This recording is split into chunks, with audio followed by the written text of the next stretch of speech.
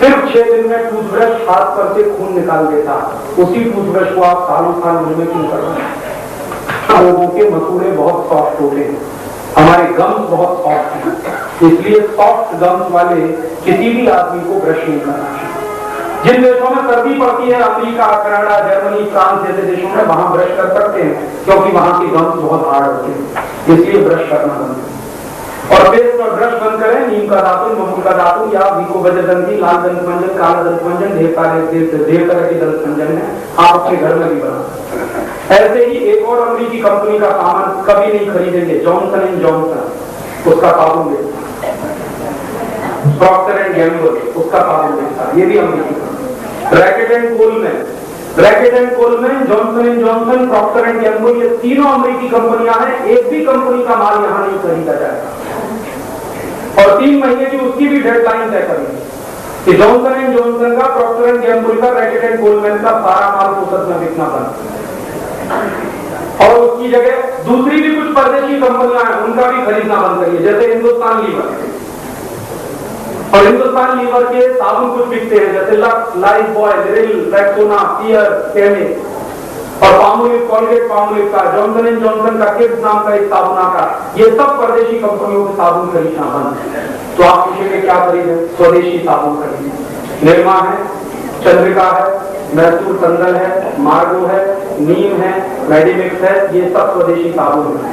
पुस्तक में खादी ग्रामोद्योग की दुकान अगर कहीं हो तो वहां से साबुन ले आइए, सब स्वदेशी साबुन वहां पर है, और उनको कहिए कि ज्यादा से ज्यादा स्वदेशी साबुन लाकर वो बेचना शुरू करें, तो एक पैसा भी देश का बाहर नहीं जाना चाहिए। और आप चाहें तो साबुन से भी अच्छा तरीका है नहाने के लिए, चने का आटा, दूध की मलाई, हर एक के घर में मौजूद है, और चने के आटे में दूध की मलाई मिलाइए, उससे नहाइए। दूसरा तरीका है मुल्तानी मिट्टी, हर गांव में मिलता बनेगा, उसमें कच्चा दूध मिलाइए, फिर उससे नहाइए, सब बेस्ट क्वालिटी है। और साबुन कम से कम लगाइए, क्योंकि साबुन लगाने के लिए नहीं, ये साबुन जो आप रगड़ते हैं अपने शरीर पर, इसमें कास्टिक सोडा है, और कास्टिक सोडा का बनाया हुआ कोई भी साबुन जब आप शरीर पर लगाते हैं तो रफनेस आ जाती है। साबुन से नहाइए, 10 मिनट के बाद नाखून से लाइन खींचिए, सफेद रंग की लाइन खींचिए।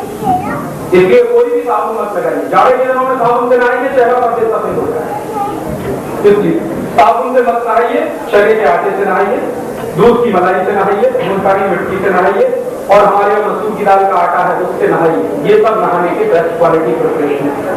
भाइयों से मेरा निवेदन है कि कभी भी पामोलिव की, आप पूछेंगे कौन सी शेविंग क्रीम खरीदे, मेरा सुझाव माने तो बिना शेविंग क्रीम के भी शेव बनती है, और आप बना सकते हैं। कैसे बनती है? जब शेविंग क्रीम नहीं होती थी तो कैसे शेव बनाते थे? अपने चेहरे को भिगाएं, फिर कच्चा दूध ले लें अपने हाथ में, 4-5 बूंद कच्चा दूध अपने चेहरे पर लगाएं, उसके बाद रेजर चलाएं, एकदम चिकनी दाढ़ी बनी, बहुत स्मूथ शेप बनी। और 3 फायदे होंगे आपके। सबसे पहला फायदा, ब्लेड आपका 2 गुना चलेगा। अगर आप कच्चा दूध लगा के शेप बना रहे हैं तो 2 गुना ब्लेड चलेगा। दूसरा फायदा, कच्चा दूध लगाकर आप शेप बना रहे हैं तो आपको आफ्टर शेव लोशन लगाने की जरूरत ही नहीं। और तीसरा बड़ा फायदा, कच्चा दूध लगाकर शेव बना रहे हैं तो कच्चा दूध चेहरे की सफाई करता है। कच्चा दूध बहुत अच्छा क्लीनिंग एजेंट है, तो रोज अगर आप चेहरे पे लगाएंगे आपके चेहरे की सफाई होगी, चेहरे की सफाई होगी, चेहरे में चमक आ जाएगी, और बिना पैसे में स्मार्ट हो जाएंगे आप।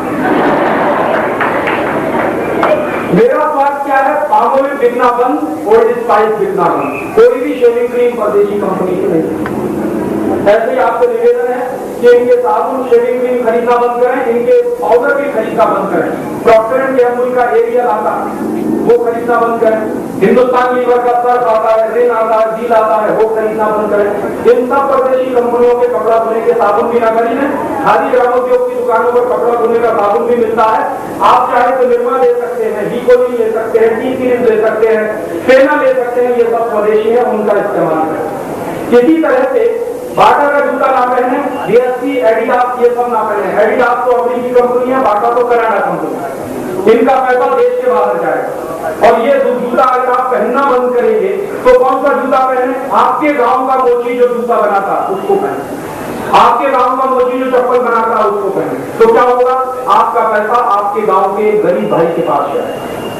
और मैंने एक दिन हिसाब लगाया, पूरा कैलकुलेशन किया कि पूरे देश के लोग बाटा, एडिडास, प्यूमा, बटरफ्लाई ये सब परदेशी कंपनियों के जूते खरीदना बंद कर रहे हैं और हर व्यक्ति गांव के मोची से ही जूता पहने, तो 60 लाख लोगों को रोजगार मिलता है जूता बेचने। तो ये रोजगार देने का काम हम करते हैं। ऐसे ही आपसे एक और निवेदन है कि आपके घर में ऐसे ढेर सारे दूसरे सामान आते हैं, उनको भी खरीदना। लोगों ने एक यादी छापी, एक पैम्फलेट छापा, शायद आप सबको मिला होगा, नहीं मिला होगा तो लेके जाइएगा। और यहाँ के साथियों को मैं अपील करूंगा कि वो हर एक के घर में वो यादी पहुंचा। सबसे बड़ा पुण्य का काम इस समय देश में यही हो सकता है कि आप अपने अपने नाम से कोई 1000 यादी छापे, कोई 10,000 छापे, एक एक घर में पहुंचा। स्वदेशी क्या, परदेशी क्या, हर व्यक्ति को ये माहिती होनी ही चाहिए, हर व्यक्ति को ये जानकारी होनी चाहिए। तो वो यादी मिल जाएगी, पैम्फलेट मिल जाएगा और वो पुस्तिका लेकर जाए। ऐसे कुछ पुस्तकें भी हैं यहाँ के साथियों के पास, वो पुस्तकें भी आप ले सकते हैं। कभी भी कोई ये ना कहे कि हमको पता नहीं है विदेशी सामान क्या है, स्वदेशी क्या। गलती से भी घर में विदेशी सामान ना आए। इसी तरह से आपसे एक और निवेदन है कि आप लोग बन सके उतना खादी पहने, ये जीन्स पहनना बंद करें और जीन्स का कोई भी कपड़ा ना, ये सबसे फालतू का कपड़ा है। दुनिया में सबसे इडियोटिक कपड़ा है जीन्स, और आजकल के नौजवानों में बड़ा फैशन आ गया है जीन्स पहनने, और ऐसे बेवकूफ हो गए हैं आजकल के लड़के लड़कियां। एक दिन मैं मुंबई नाम के शहर में गया, एक कॉलेज में मेरा जाहिर व्याख्यान है। कॉलेज में मैं गया तो सब लड़के लड़कियां जीन्स पहन कर आए और एकदम स्किन टाइट जीन्स पहने। तो मैंने पूछा एक लड़के को, सब लोग तो होने लगा, कहने लगे राजीव भाई यहाँ तो चॉकलेट डे भी होता, यहाँ तो रोज डे भी होता, यहाँ तो वैलेंटाइन डे भी होता।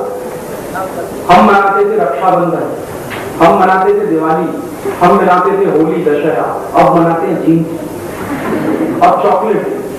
कैसा सत्यानाश हुआ था। और जब मेरा व्याख्यान शुरू हुआ तो सारे लड़के लड़कियां हॉल में आ गए।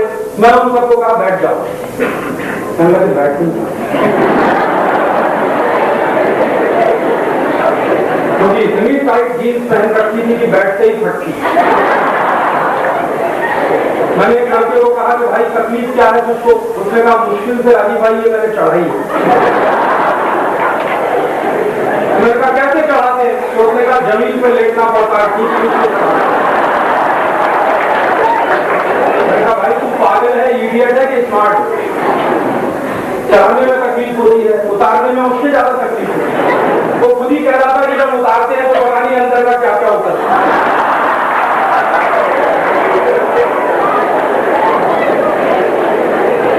तकलीफ को क्यों पहनते हैं?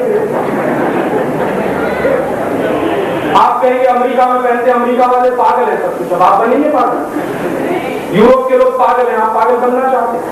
और वहां तो इसलिए पहनते हैं कि वहां पे सर्दी बहुत पड़ती है, तो जितना ज्यादा से ज्यादा कपड़ा हो उतना अच्छा। यहाँ तो गर्मी बहुत पड़ती है, और गर्मी पड़ने वाले देशों में जितना पतला कपड़ा पहने उतना अच्छा। इसलिए बेवकूफी मत करिए, जीन्स वीन्स पहनना मत।